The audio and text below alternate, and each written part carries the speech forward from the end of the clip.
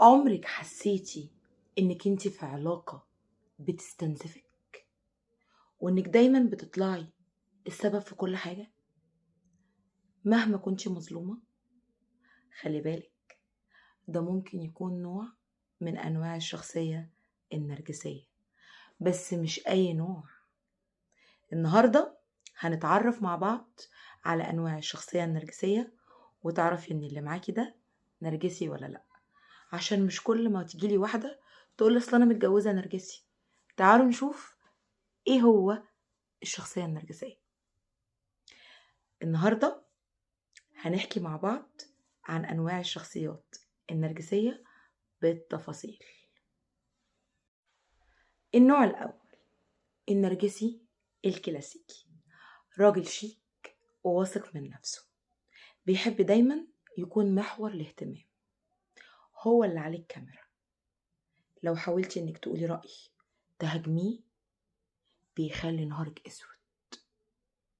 هو عايز طول الوقت تمدحي فيه وتحسسيه بقيمته. طب ده بيحبك؟ ما بيحبكيش، ده بيحب انعكاس نفسه فيكي. النوع التاني، النرجسي الضعيف اللي دايما مكسور وشخصيته ضعيفة، وده بقى بيعمل ايه؟ بيحسسك بالذنب وانك انتي يعني دايما جاية عليه وظلماه وهو ضحية وانتي وحشة وجبارة، ودايما يبان انه شخص بيحبك قوي وانه غلبان قوي وطيب قوي. خلي بالك، الشخص ده بيفضل وراكي لغاية ما يخسرك ثقتك بنفسك واحدة واحدة، ويستنزفك ويوقعك واحدة واحدة. ولو حاولتي تفلفصي منه يرجع تاني يزعل ويعيط وينكسر علشان يجذبك تاني.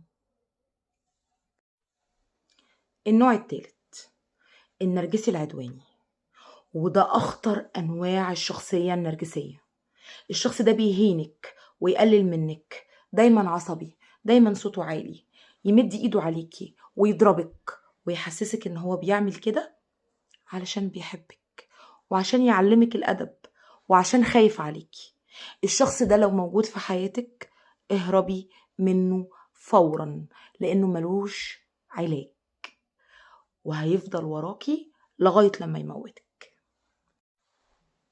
النوع الرابع، النرجسي الاجتماعي، اللي بيظهر بره البيت انه شخص طيب وودود وحنون وبيحب مراته وعياله ويعاملك كويس جدا قدام الناس، لدرجة انك لما تيجي تشتكي منه الناس تقولك حرام عليك يا شيخة، ده انتي ظالمة ومفترية، ازاي بتقولي على الراجل السكرة ده كده؟ الشخص ده لو حاولتي انك تنتقديه او تهاجميه بيتحول لوحش كاسر، بيكون في البيت حاجة وبره البيت حاجة تانية. يعني خيره مش لأهل بيته، خيره للناس بره. النوع الخامس، النرجسي الروحاني، الراجل المتدين.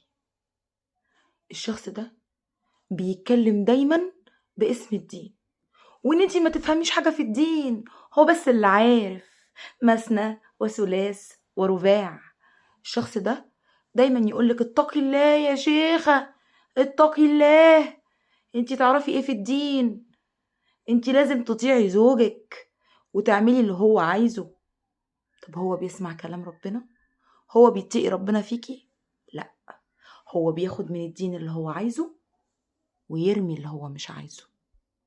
الشخص ده شخص بنسميه عندنا منافق، بيظهر بس ان هو متدين قدام الناس عشان الناس تعمل له حساب وتقول له يا سيادة الشيخ عرفنا وقول لنا، لكن هو لا متدين ولا يعرف حاجة عن الدين. مهما كان نوع النرجسي كلهم هدفهم واحد، انه يخليكي تشكي في نفسك وانه يسيطر عليكي. لو بيقابلك اي نوع من انواع الشخصيات دي، قلتلك الفيديو اللي فات تتعاملي معاه ازاي.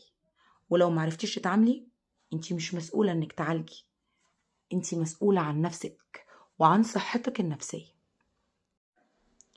لما هتعرفي انواع النرجسيين هتعرفي مين الشخص اللي بيحبك ومين اللي موجود معاكي علشان نفسه.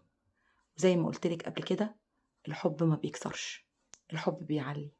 احنا موجودين في حياة بعض عشان نساعد بعض ونريح بعض ونقف جنب بعض ونكون سند لبعض على ضغوطات الحياة، مش عشان نأذي بعض ولا عشان نعيش في ألم وعذاب طول الوقت. لو الفيديو عجبك ما تنسيش تعملي شير ولايك وسبسكرايب وتشتركي في القناة، واستني فيديوهات أكتر لصحتك النفسية عشان نبقى أقوى ونعدي بأي حاجة. مستنية كومنتاتكم ومحتاجين أعمل فيديو عن إيه المرة الجاية ورأيكم في الفيديو. السلام عليكم.